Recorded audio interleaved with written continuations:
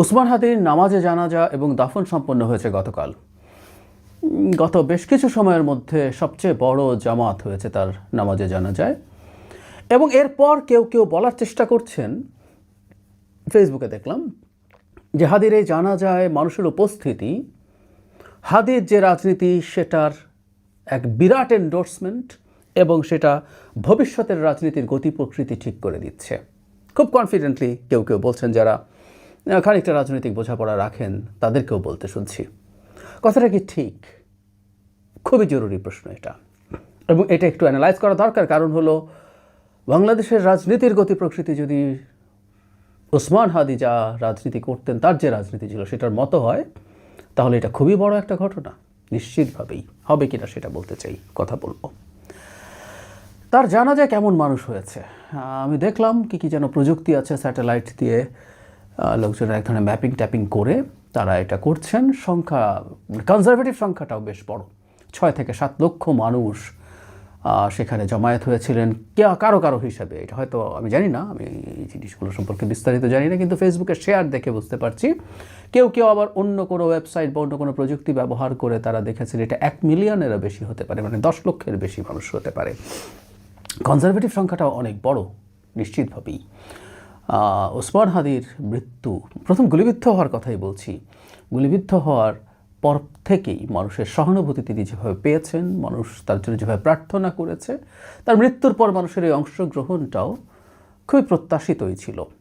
আবার শোনা যায়, আমি নিশ্চিত নই, কোনো কোনো ক্ষেত্রে যথেষ্ট অর্গানাইজ করে ওখানে উপস্থিতি বাড়ানোর চেষ্টা হয়েছে। যাই হোক, কিন্তু স্বতঃস্ফূর্ত উপস্থিতি ছিলই, স্বতঃস্ফূর্ত অংশগ্রহণ ছিলই, এটা নিয়ে কোনো দ্বিধার কিছু না। আমার পরিচিত বহু বহু বহু মানুষকে সেখানে জানাজার নামাজে যেতে দেখেছি। এখন প্রশ্ন হচ্ছে, এই উপস্থিতিটা রাজনীতির গতি প্রকৃতি ঠিক করছে কিনা, বা তার আগে এই আলাপটা একটু করে নিয়ে জানাব, ওসমান হাদির যে জানাজা, তাতে এত মানুষ কেন গেল? বা তার রাজনীতির সমর্থক হতেই হবে তার জানাজায় যাওয়ার জন্য? এটা একটা প্রশ্ন। আমরা খেয়াল করব, ওসমান হাদিকে যারা চিনতেন না এই গুলিবিদ্ধ হবার আগে, অনেকেই চিনতেন না, আমার পরিচিত মানুষদের মধ্যেই আছেন, তিনি গুলিবিদ্ধ হওয়ার পর মৃত্যুর সময় পর্যন্ত একটা সময় গেছে, 6 দিন। ধরলাম আমরা এভাবে যদি চিন্তা করি, ওসমান হাদি গুলিবিদ্ধ হয়েছেন, মারা গেলেন, তারপর তার জানাজা হলো। আমি অনুমান করি জানাজার এই পার্টিসিপেশনটা হতো না। উনি তার মৃত্যু এবং তার গুলিবিদ্ধ হওয়ার মাঝখানে যে সময়টা, সেই সময়টাতে ওসমান হাদির অনেকগুলো ভিডিও আমাদের সামাজিক মাধ্যমে ছড়িয়ে পড়েছে। মেইন স্ট্রিম চ্যানেলগুলো রিপিটেডলি দেখিয়েছে। কি দেখা গেল সেখানে খুবই আবেগাপ্লুত হওয়ার মতো ঘটনা আছে। তিনি তার কন্যাকে নিয়ে কথা বলছেন, শিশু কন্যাকে নিয়ে। তিনি ক্যাম্পেইন করছেন নির্বাচনী, খুব সাধারণ বেশভূষায়, লুঙ্গি পরে, সাধারণ পোশাক পরে, খুবই সাধারণভাবে নিজে হেঁটে মানুষকে লিফলেট দিচ্ছেন, কথা বলছেন, মানুষকে জড়িয়ে ধরছেন। প্রায় বলি যে তার রাজনীতি নিয়ে আমাদের দ্বিমত থাকতে পারে, কিন্তু ওসমান হাদির একটা সারল্য ছিল, সততা ছিল, এটা ইম্পর্টেন্ট, প্যাশন ছিল। ভ্যানে ঘুমাচ্ছেন কাজ করতে করতে, মুড়ি বাতাসা দিয়ে ক্যাম্পেইন করছেন, স্ত্রীকে রান্নায় সাহায্য করছেন, সবজি কেটে দিচ্ছেন। তার চাইতে বড় কথা, অনেকগুলো টকশো ছড়িয়ে ছিটিয়ে আসে যেখানে তিনি তার মৃত্যু নিয়ে কথা বলেন, আবেগাপ্লুতভাবে তিনি কীভাবে মারা যেতে চান, কীভাবে মিছিলে বুলেটে তার মৃত্যু শহীদ দিয়ে, তিনি বুলেট দিয়ে শহীদ হতে চান, তার কফিন কেমন হওয়া উচিত, অনেক অনেক খুবই আবেগাপ্লুত কথাবার্তা।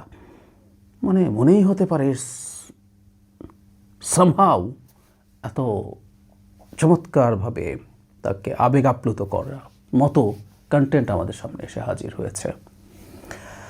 তার চাইতে জরুরি কথা, তার রাজনৈতিক দুটো মতাদর্শ অন্তত মানুষকে খুব কানেক্ট করেছে। একটা তার ভারত বিরোধিতা, আরেকটা হচ্ছে আওয়ামী লীগ বিরোধিতা। এ দুটো আমি আসব। ফলে ইটস এ প্যাকেজ। একটা ব্যক্তি ওসমান হাদি, নানা ব্যাপারে তার জীবন দর্শন, এবং বাংলাদেশে খুবই পপুলার দুটো ব্যাপার, ভারত বিরোধিতা এবং আওয়ামী বিরোধিতা, তারকে কানেক্ট করতে সাহায্য করেছে। যারা তাকে চিনতেন, আর যারা চিনতেন না তারা নতুন করে কানেক্টেড হয়েছেন। ফলে তার প্রতি মানুষের আবেগ তৈরি হয়েছে এবং শেষ পর্যন্ত যেহেতু মানুষ দীর্ঘ সময় থেকে তার জন্য প্রার্থনা করেছে, অনেকগুলো দিন, অনেকগুলো মানে অনেক না, তারপরও একটা মানুষ জীবন মৃত্যু সন্ধিক্ষণে 6 দিন থাকা, it's a huge amount of time. ফলে মানুষ পার্টিসিপেট করেছে। তার প্রতি ভালো লাগা, তার প্রতি শুভকামনা, তার প্রতি ভালোবাসা, এটা থেকেই তারা গেছেন। আমি তাই মনে করি এর জন্য তার রাজনীতি সমর্থন করতে হবে তা না। তিনি এক ধরনের ডানপন্থী মুসলিম আইডেন্টিটির রাজনীতি করতেন, মুসলিম ন্যাশনালিজম আমরা এভাবে বলবো, রাজনীতি করতেন। এবং যেটা আমি তাকে প্রশংসা করি, প্রায় প্রশংসা করি, সেটা হচ্ছে এটার জন্য যে কালচারাল যে প্রস্তুতি প্রয়োজন, কালচারাল যে গ্রাউন্ড তৈরি করা প্রয়োজন, সেটা তিনি করতে গিয়েছিলেন। তিনি কিন্তু হ্যাঁ, একটা সময় শুরুর দিকে তিনি খুবই রাফ কথাবার্তা বলেছেন, আক্রমণাত্মক কথাবার্তা বলেছেন, অনেক ক্ষেত্রে সব ভেঙে চুরে দাও ধরনের কথাবার্তা বলেছেন। কিন্তু পরবর্তীতে তিনি সেখান থেকে সরে এসে একটা প্ল্যাটফর্ম তৈরি করেছেন, ইনকিলাব কালচারাল সেন্টার, মঞ্চ তো ছিলই। সেখানে থেকে তিনি চেষ্টা করেছেন তার যে রাজনীতি, তার যে রাজনৈতিক চিন্তা, সেটাকে গ্রো করা। এটা নিয়ে অনেকের অভিযোগ আছে যে এই ইনকিলাব কালচারাল সেন্টার আদতে কোনো রাজনৈতিক দলের একটা ভিন্ন প্ল্যাটফর্মের জায়গা কিনা, প্রশ্ন থাকতে পারে, এবং এগুলো উড়িয়েও দেওয়া যাবে তা বলছি না, কিন্তু তিনি আমাদের সামনে যা যা করছিলেন সেগুলো সেভাবেই আসছিল আমাদের সামনে। ফলে তার যে রাজনীতি, বাংলাদেশে এখনও এই রাজনীতির যে অনেক ট্র্যাকশন আছে আমি মনে করি না। আমি তাহলে এভাবে বলি, জনাব ওসমান হাদির রাজনীতি যদি ভবিষ্যতের রাজনীতির গতি প্রকৃতি ঠিক করে দেয়, উনি যদি গুলিবিদ্ধ না হতেন, ঢাকা 8-এ কি তিনি জিততেন? বা তিনি কি সিগনিফিক্যান্ট নাম্বার অফ ভোটস পেতেন? তার যে আসন, সেই আসনে যিনি বিএনপির প্রার্থী, তার বিরুদ্ধে অনেকেই অনেক রকম অভিযোগ করেন, অবশ্যই খারাপ ধরনের অভিযোগ। আমরা যদি তর্কের খাতিরে ধরে নিই অভিযোগগুলো সত্যতা আছে, তারপরে কি ওসমান হাদি জিততে পারতেন? কোনোভাবে সম্ভব ছিল? কাছাকাছি যেতে পারতেন? কত ভোট পেতেন? আমি ব্যক্তিগতভাবে মনে করি, আবারও বলছি, ইটস মাই ওন অপিনিয়ন, তিনি জামানত হারানোর সম্ভাবনাই বেশি ছিল নির্বাচন করলে।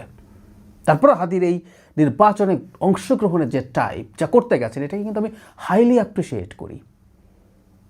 তিনি মানুষের কাছে ফান্ডিং চেয়েছেন, কত টাকা এসছে প্রতিটা টাকার হিসাব দিয়েছেন, অলিতে গলিতে নিজে ঘুরেছেন, সাধারণ একটা পরিবারের একজন হয়ে এমপি হওয়ার তাকত, সাহস দেখিয়েছেন। এটাই নতুন রাজনীতি, এটাই নতুন বন্দোবস্ত হওয়া উচিত বলে আমি মনে করি, সত্যিই মনে করি। কিন্তু তারপরও কি পেরে উঠতেন? এবার প্রশ্নই আসে না। তাহলে ওসমান হাদি তার যে রাজনীতি, সেগুলো থাকার পরও যদি তার সিটেই খারাপ ধরনের ফলাফল করেন, যদি আমি সঠিক হয়ে থাকি, তাহলে তার রাজনীতি, এই জানাজা দেখে তার রাজনীতি বাংলাদেশের ভবিষ্যৎ রাজনীতি হয়ে যাবে, এটা মনে করার কোনো যৌক্তিক ন্যূনতম কোনো কারণ আছে? আবেগ ভালোবাসা ভিন্ন জিনিস, আর ভোট দেওয়াও ভিন্ন জিনিস। ব্যক্তি হাদিকে, তার এই অকাল মৃত্যুকে কোনোভাবেই মানুষ নিতে পারেনি, সমালোচনার পরও। বহুবার বলেছি, ওসমান হাদির রাজনীতি আমি সমর্থন করি না, কোনোভাবেই না। এমনকি টক শোতেও তার সাথে বিভিন্ন ব্যাপারে তার দৃষ্টিভঙ্গি নিয়ে তার সাথে আমার ডিবেটও হয়েছে অন রেকর্ড। কিন্তু আমি বা এরকম আরও অনেকেই যারা তার রাজনীতি পছন্দ করেন না, তিনি রাজনীতির যে প্রকাশভঙ্গির জন্য একটা সময় খুবই বিখ্যাত অথবা কুখ্যাত হয়েছিলেন, সেটাও আমি পছন্দ করি না, সিরিয়াসলি পছন্দ করি না। আমি মনে করি রাজনীতিতে এই ধরনের ভাষার ব্যবহার, এটার পক্ষে থিওরিটিক্যাল এক্সপ্লানেশন ভিত্তি দেওয়ার চেষ্টা করেছেন অনেকে, সেটা দিতেই পারেন, এটা দিতেই পারেন, ইটস মাই চয়েস, আমি এইটা নেই না। কিন্তু তারপরও তো ওনার এইভাবে মৃত্যু আমরা কোনোভাবে মেনে নিতে পারিনি। ফলে সহানুভূতি আছে, ভালোবাসা আছে, তার জন্য দোয়া আছে, তাই তার জানাজায় মানুষ গেছেন, এটাকেই এখন পোট্রে করার চেষ্টা করেছে। এই জন্য মনে হয় যে সামহাও এই যে কিছু কিছু ক্ষেত্রে কিছুটা অর্গানাইজ করার চেষ্টা করা হয়েছে বলে যে শোনা যায়, এই কারণেই কি যে আমি একটা পোট্রে করলাম যে বাংলাদেশের ভবিষ্যতে মুসলিম ন্যাশনালিজম বা ইসলামী আইডেন্টিটি পলিটিক্স, উনি নিজে অবশ্য আইডেন্টিটি পলিটিক্স ভাবে বলেন, কিন্তু তার মধ্যে এক ধরনের মুসলিম ন্যাশনালিজম ছিল, এটা আমরা বলতে পারি। সেটাই রাজনীতি গতি প্রকৃতি ঠিক করবে, এটা প্রজেক্ট করার চেষ্টা করা হবে। আই এম সরি, সেই সম্ভাবনা আসলে একেবারেই নেই। যারা ওখানে তার জানাজায় গেছেন, এটা অন্যান্য সব ভোটের বা ভোটারের কথা বাদই দেই, যারা তার জানাজায় গেছেন তারাও অসংখ্য মানুষ আছেন যারা মধ্যপন্থী দলকেই ভোট দেবেন। আমি আরও স্পষ্টভাবে যদি বলি, বিএনপিকে ভোট দেবেন, বিএনপির সমর্থক, বিএনপির ভোটার প্রচুর মানুষ জানাজায় উপস্থিত থাকতে গেছেন। হাদিকে ভালোবাসা, হাদির প্রতি সহানুভূতি এবং সহমর্মিতা থাকা, তাকে দোয়া করার সাথে তার রাজনীতি এন্ডোর্স করার পুরোপুরি সম্পর্ক নেই। অবশ্যই তার রাজনীতি যারা এন্ডোর্স করেন তাদের অনেকেই গেছেন, তার রাজনীতি থাকলে যে রাজনীতিকে মানুষ এগিয়ে নিয়ে যেতে চায়, ছড়িয়ে দিতে চায়, সেই মানুষ গেছেন। কিন্তু যারা গেছেন, যতজন গেছেন, এটা দ্বারা এই শোকেসিং হয় একেবারেই একমত নই। একজন ব্যক্তি হাদির প্রতি ভালোবাসার বহিঃপ্রকাশ হচ্ছে নানা কারণে, যে বললাম নানা কিছু আমাদের সামনে আসলো, সেই জিনিসগুলো ছিল তার ভাষা, তার কানেক্ট করার চেষ্টা। টকশোতে তো তিনি তুলনামূলকভাবে রাস্তায় যেভাবে বক্তৃতা করতেন তার বাইরে করতেন, is a very good communicator. তিনি মানুষের সাথে তার কমিউনিকেশন দেখাতে পেরেছেন। ইভেন তার কিছু, যে বললাম না সব ক্ষেত্রে একমত নই, তার অনেক কিছুর সাথে দ্বিমত করলো, অসাধারণ সুন্দর সব ইস্যুজ আছে। আর তার প্রথম আলো নিয়ে একটা ভিডিও আমাদের সামনে এসেছে, দেখেছি আমরা একসময় প্রথম আলোর সামনে যে কি গরু জবাই করে জিয়াফত করার কথা ছিল, ওসমান হাদি ওই সময়কার ভিডিও হবে, এটা সমালোচনা করছেন যে না, এটা কোনোভাবে তিনি সমর্থন করেন না। প্রথম আলো নিয়ে তার ক্রিটিক আছে, কিন্তু তিনি চান যে প্রথম আলোর মতো আরও 10টা পত্রিকা বানিয়ে সেই ফাইটটা করা হবে। এরকম অনেক সেন্সিবল ভারত সম্পর্কে এত সমালোচনা করছেন, কিন্তু পশ্চিমবঙ্গের মানুষজন আমাদের পক্ষে দাঁড়িয়েছে, উনি এটাকে এন্ডোর্স করছেন। ভারত সরকারের প্রতি বা রাষ্ট্রের প্রতি অভিযোগ আছে বলছেন। সুতরাং এরকম অনেক কিছু, অনেক চমৎকার রাজনৈতিক দিকে দৃষ্টিভঙ্গিও আমাদের সামনে এসছে, যেগুলোর সাথে আমরা দ্বিমত করব না। এবং হি ওয়াজ এ ভেরি গুড কমিউনিকেটার, খুব আটপৌরে ভাষায় কথা বলেন, কমিউনিকেট করতে পারেন। আবার অ্যাট দ্য সেম টাইম বাইরেও তিনি যখন খুবই অ্যাংরি ইয়াং ম্যান একটা লুক আছে, আমি প্রায় বলি কথাটা, ভবিষ্যতের রাজনীতিতে সম্ভবত এই ধরনের মানুষ আরও আসবেনি। ওসমান হাদি চলে গেলেন, কেউ না কেউ আসবে, কারণ এটাই এখন এই রাজনীতির একটা যুগ শুরু হয়েছে, রাইটেস্ট ডেমাগগস। আমি ডেমাগগ শব্দটা বলেই ফেললাম। ওসমান হাদি অন্তত মাঠে যেভাবে কথা বলেছেন, এটা বিরাট একটা অংশ ডেমাগগেরই ছিল।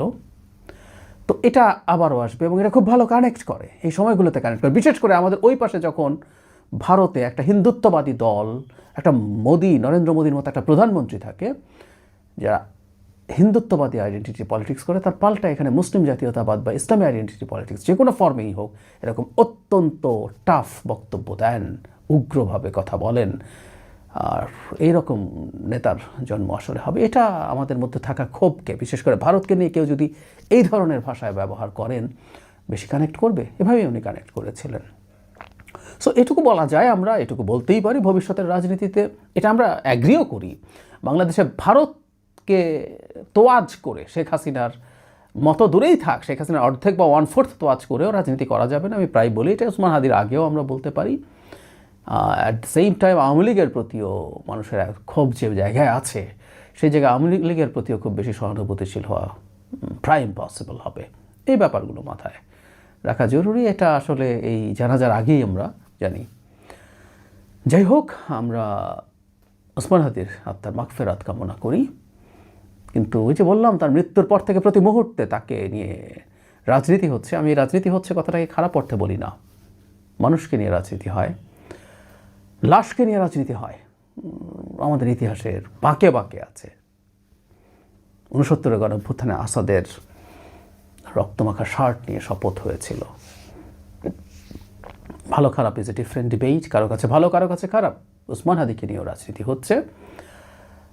তো রাজনীতি যেটা হয়, এক পক্ষের যদি অপিনিয়ন থাকে, আরেক পক্ষের, আমার পক্ষের কথাটা আমি জানিয়ে রাখলাম, অহেতুক আমরা এই জানাজাটাকে ওভাবে প্রজেক্ট করার চেষ্টা করছি রাজনৈতিক উদ্দেশ্যে। অনেকেই বুঝে এটা করছেন, কারণ এটার মাধ্যমে তারা মনে করেন যে তাদের ভবিষ্যতে রাজনৈতিক ফায়দা হবে।